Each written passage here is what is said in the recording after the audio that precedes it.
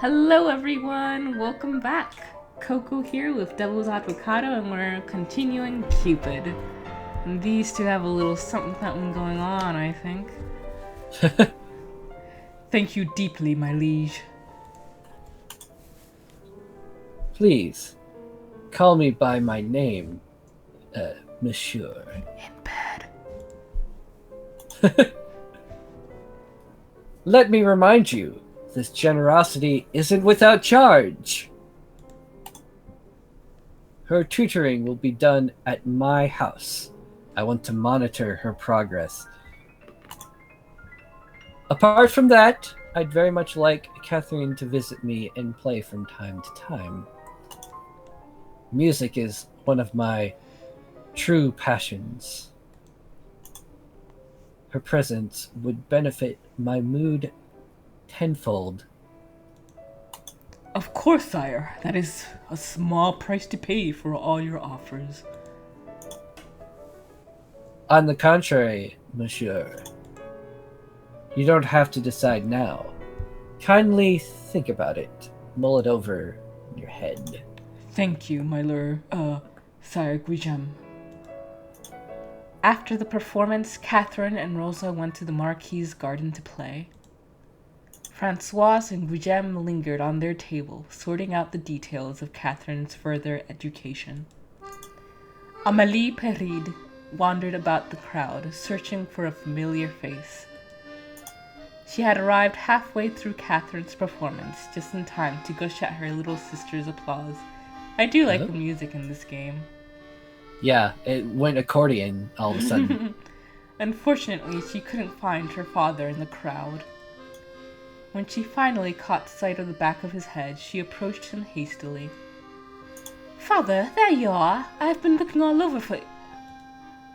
Amélie stopped as she saw the man her father was talking to. It was none other but the Marquis himself. She fixed her hair self-consciously and curtsied.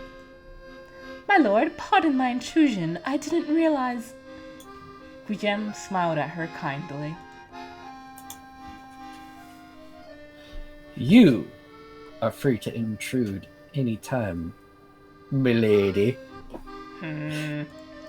Amélie smiled back. Just as the rumor said, the Marquise was easy on the eyes. To whom do I owe the pleasure of your acquaintance? This is my eldest daughter, Amélie. Pardon me for not introducing her earlier. Charmed. Guillaume offered her a seat. Amélie sat down across the man. What? Oh, okay. Now I'm understanding. Like across the table. That's a very awkward. Like I'm just like in my head. I'm seeing it just very like forward. like not even like so just like over top of him. Like it goes beyond being sexual to like just being like a 2-year-old. Ridiculous. You know, just like flump. Like okay. Well, it seems talent and good looks run in the family. See, he Winks was totally checking out the father. Yes, exactly. Francois hope rubbed so. his neck. Yes, my daughters are my pride and joy. Thankfully, they both took after their mother. Surely not, Monsieur Perede. The eyes are yours. Earnest and loving eyes. Flesh, flesh. Amélie snorted at such sappy words. Her father was clearly basking in the compliments. This is some boy love here. Beyond novel. If this really was the famous Guillaume the rumors talked about, then he wasn't exactly much of a charmer, was he? Ooh. She didn't know what all the fuss was about. The ladies in the house she worked for could not seem to stop talking about this man. Admittedly, there was something morbidly curious about the way he looked at people. Like he was always distracted, and could only say words that were expected of him. He's always imagining everyone naked. I am pleased to have finally met you, sire. I've heard a lot about you on my travels. All good things. I hope. A lot of people like to talk about how big you are. Depends on the tabloid and the day of the week. Amelie thought to herself and chuckled. Whoa. Oh, no. I'm sorry. It's okay. Okay. Yeah, I accidentally hit the scroll on my mouse and, like, I was in the middle of nowhere. You are a governess, I was told. Where do you work? With the Dmitri household, sire. Ah, the Russian mob. Yes. I heard you were marrying into the family soon. Oh, father, I told you not to tell anybody yet. I didn't, but you know how people talk. Word travels fast.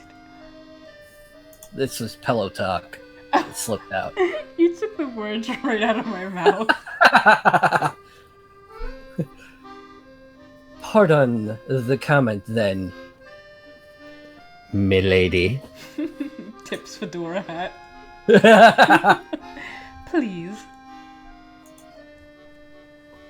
Your betrothed is a lucky man, I'm sure. The conversation endured through the afternoon. With the way that I'm having Guillermo act, endurance is definitely a part of it. Small talk, musical composers, their little town. Catherine's musical background, Francoise's students, Amelie's work. Amelie played with her napkin, offering droll opinions on the particularly droll topics. All throughout the exchange, Amelie observed the infamous Marquis de Gaulle. This was him? The audacious, shameless flirt of the royal court and tabloids? According to rumors, he was able to bed both the widowed Countess of Devonshire and her daughter. And her father. At the same time. And even had a tumultuous relationship with the Prince of Garnet. Oh. He didn't limit himself to royalty, or so the tabloid said. His latest fling was with an English poet, who they say almost killed him when he caught him with another man. Or woman. At this point, who knew what was real and what was a blatant lie made up by the newspapers? She had looked forward to meeting him. And here he was, finally, talking about sampling the new bakery's creme brulee. She couldn't say she was disappointed exactly. But the Marquise was a depressingly normal man. She wanted gossip, she wanted juicy stuff. Maybe even boring, Amelie ventured. She watched as his gaze flickered across her hair and her nose before lazily trailing away. How infuriating. She wondered if he would suddenly say something coy. Well, she's hoping he does. Or insist to dance with her. Just something outrageous. Oh, and very outrageous dancing with someone. Honestly, so she could shoot him down. This man whom everyone was interested in. That would be a small victory for reasonable women everywhere. But the Marquise was nothing but polite. He did not ogle. He did not touch unnecessarily. No audacious gestures or suggestive winks of the eye. Those were for her father only. He would not even look at her for more than 2 seconds. Maybe she was not pretty enough to flirt with? Amelie bit her lip. She shouldn't be thinking that. But there were also times that he would quietly look into her eyes when the conversation lulled. When the words spoken were without meaning, their eyes would converse further. Ooh, glowy man. To Amelie, he started to look lonely underneath the facade of caprice. He seemed tired of all the gallivanting, the rumors, and the numerous flings. If the caprice don't work, then try some jeans. We were all a little lonely, aren't we? Perhaps even he? He invited the family over to his chateau and commented on how empty the building felt sometimes. Music was his guilty pleasure. It got him through the cold nights, he said with a sad grin. All the sex affairs he was totally cool with. There was no guilt there. How he wouldn't mind a warm soul to touch. And before she could stop herself, Amelie had begun to imagine his lips on her neck on one of those cold nights. Amelie shook her head, trying to erase the thoughts in her mind. They were having a perfectly mundane conversation. She didn't know where those thoughts came from. Fortunately, her father didn't seem to notice. Father was busy having the same thoughts. Music and loneliness struck a nerve with Francois Perridet. He had immersed himself in his music tutoring, his students and Catherine, ever since his wife had gotten sick. It had been 6 years, but sometimes the nights were cold. For Francois, the Marquise was speaking to his soul, and so much more. He was a kindred spirit. He wasn't a pompous showboat like all the other royalty Catherine had played for. The Marquise even had a wine collection he wanted to show Francois. Such a down-to-earth, generous young man. Emily, your face is flushed. Are you alright? Are you imagining me, No. sucking face on your neck? No. No. I'm fine. Just the sun, probably. That was not true, of course. The afternoon had already lost most of its heat. Thankfully, Catherine provided a distraction. She ran towards their little huddle and flung her arms around her father's torso, chattering happily about the gardens and butterflies. A young, ragged girl followed behind her. Amelie wasn't sure how old the girl was. Her dirty blonde hair hid the left side of her face. You could see the faint traces of scars peeking through. A surge of motherly affection caught hold of her heart, hopefully not the kind she has been receiving thus far. Yeah. Hello there, young genuinely lady. motherly. The girl looked down at her toes, but she gave her a shy smile. I see you've made a crown of flowers. You look very pretty. Thank you, madame. Catherine gave it to me. Rosa's not a smart girl. She didn't know how to do it herself. Sister, this is Rosa. She's really nice. Not too bright. I see. She knows the name of all the flowers in Sir Gilly's garden. That one was Susan, and that one was Frank. And that was Billy Bob Joe. Yeah. Catherine, there you go again with your silly names. Sister! Help me convince Papa to let Rosa stay with us. Catherine? Papa, please. Please let her stay with us. She doesn't have anywhere to go. Now, Catherine, that is not very nice. Rosa here is a girl. She's not a kitten you can pluck from the street and take home like you always do with stray animals. Goodness knows, we have all the stray cats of France living in our house. Meow. Meow. Yeah, I know she's not a kitten. She doesn't have a tail. She might have I know cat she's ears. I know she's a girl. Duh, Dad. I'm smart enough to make a crown of flowers. I think I know the difference. But shouldn't we take her home even more so? Francois sighed. Guillaume chuckled under his breath. He was clearly enjoying this exchange. Poor people. Your daughter has some very unique views, Sir Pirade. Well, Sir Gilly, what do you think? The what? Guijem's face lost his casual bystander look. You're a Marquis.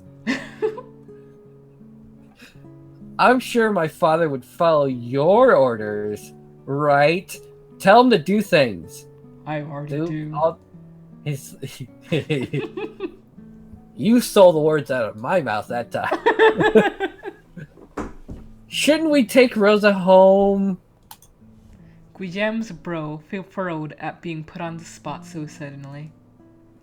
He stole a glance at Francois, who was silently pleading with him, with his eyes not to humor the child. He cleared his throat. Well, I'm sure it's up to your father, since he owns the house. He will have to clothe and feed Rosa, you see. Yeah, but I've got that all figured out. I have this plan. I've written it down in crayon. Ever since Sister moved out, nobody minds the house anymore. And I have to wash all the dishes every time. Ugh. Papa's so busy, and we always have enough food for the two of us. If Rosa stays, then I wouldn't have to be so lonely, and somebody else could do the dishes. I need a slave. She'll wear Sister's old clothes, and we'll mind the house when both Sister and Father are away. She can wash the dishes sometimes, and I'll wash them sometimes.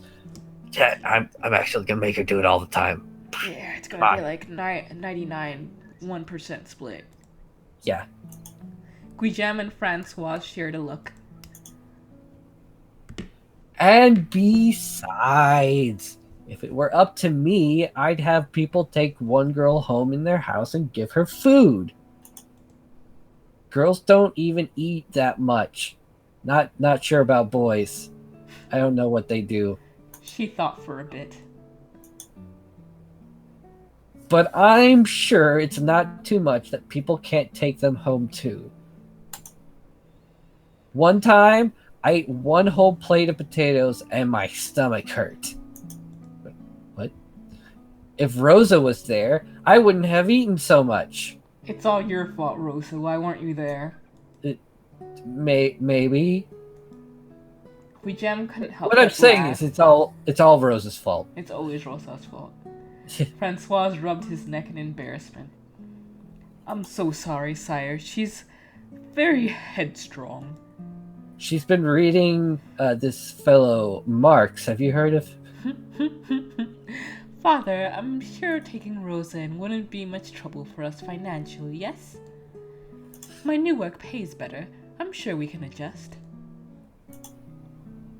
Well, about that. Perhaps if Rosa works in my household, it wouldn't be much of a burden to your family, Sire Pirade.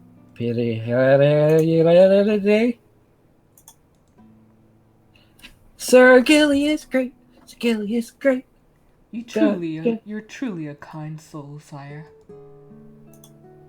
Not at all. I plan to bang her.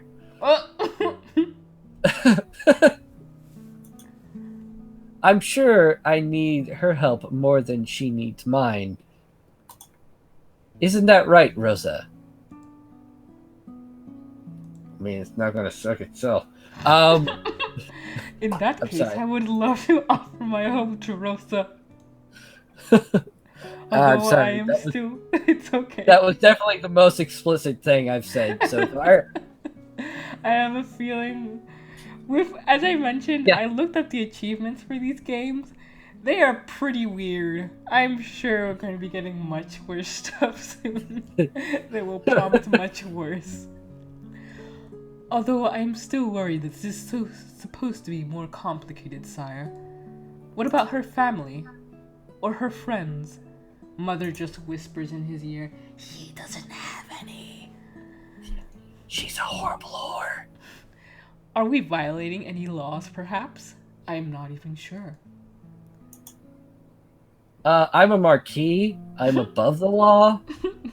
What I about have money. bourgeoisie? Do you not understand? Screw the rules, I have money. As long as it is consensual, sire, the details can be smoothed out later. Well, you know what? I actually see. This is not a fedora wearing guy. He the girl understands. was the girl was quiet the whole time. She was looking at her toes or at Catherine. Rosa, do you have any family? Relatives or friends you stay with? No, sire. My mother died a long time ago, but she guides me always. So please don't be compelled to mind me. No, don't go back to the streets, Rosa. I'll have to do the dishes all by myself. Yeah, you don't understand. That's like awful.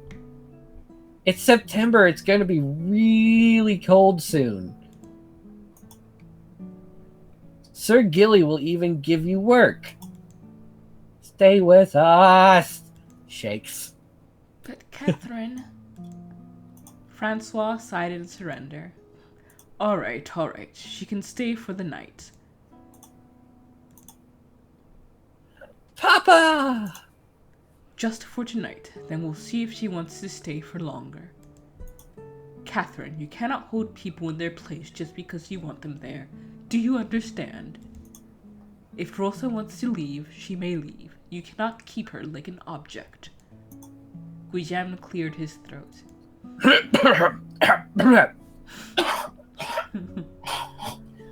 Sorry. Everyone just stares at him. I have something important to say. I had to clear my throat. That is sound advice. Apparently. Yeah, Papa, I understand. Rosa, please make yourself comfortable in our home. Thank you. Papa is the best. Papa is the best. Catherine turned to Guillaume again.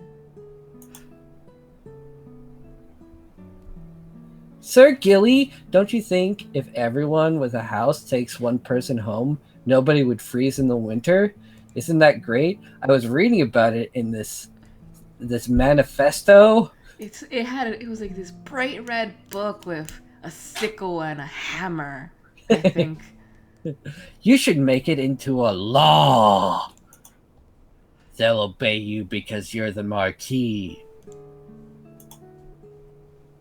And because you're tall. I am offended. The right of governance comes from the will of the people, madame. Oh, so people obey my orders because I am tall? What a compliment. I'm glad for my genetics and being able to eat quality food during my formative years. Well, you're taller than my papa, at least. He'll never be a marquis. Not at this rate. Francois pulled on his daughter's ear with embarrassment. Catherine, mind your manners. I am so sorry, sire. Guillaume shook his head, his eyes trailing over the Perride family. Amélie watched him curiously. The same sadness once again surfaced for the briefest moment. You have a lovely family, sire. I am quite jealous. I'll have to somehow steal all of them through the process of this game.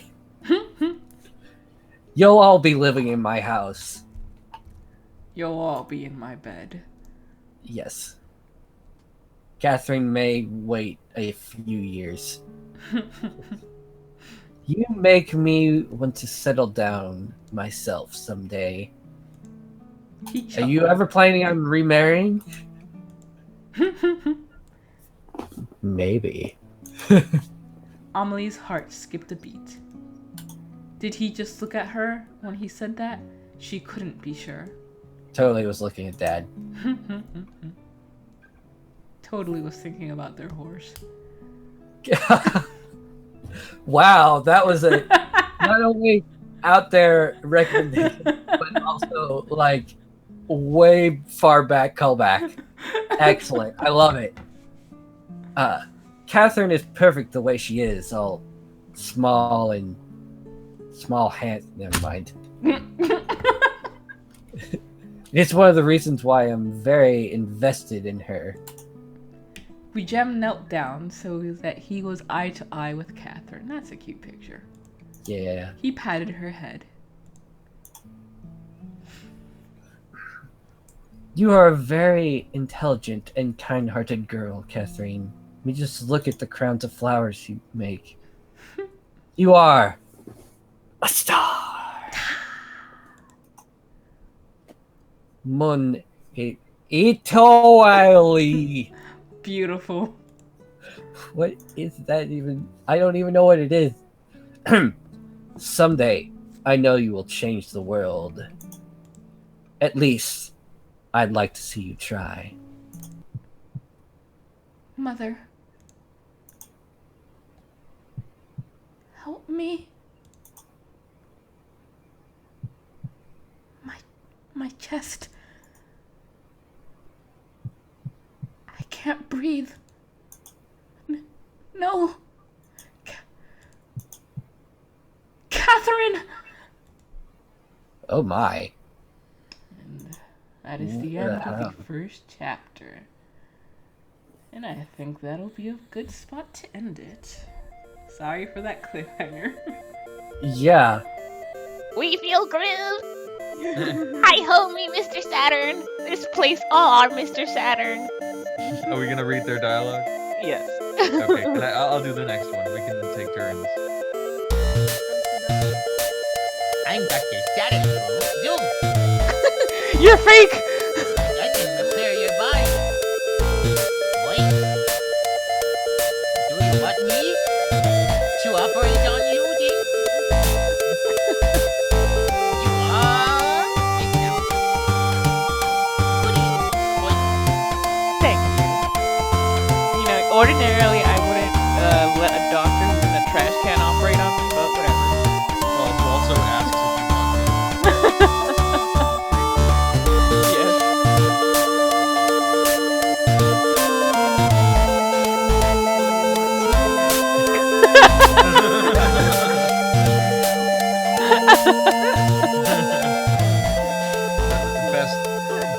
Best voice. 10 out of 10. 100 out of 100.